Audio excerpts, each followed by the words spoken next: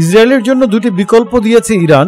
দেশটির বিপ্লবী গার্ড বাহিনী তাদের ভয়ঙ্কর পরিণতি ভোগ অথবা পালিয়ে যাওয়ার জন্য দুটি বিকল্প বেছে নিতে বলেছে। বৃহস্পতিবার 19 জুন দ্য জুইস প্রেসের এক প্রতিবেদনে তথ্য জানানো হয়েছে।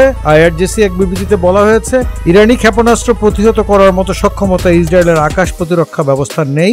এই পরিস্থিতিতে দখলদারদের সামনে দুটি বিকল্প রয়েছে। প্রতিবেদনে ইসরায়েলিদের ক্ষেপণাস্ত্র হামলার ভয়ে আশ্রয়কেন্দ্রে লুকিয়ে থেকে ধীরে ধীরে মৃত্যুর দিকে এগিয়ে যাওয়ার কথা বলা হয়েছে।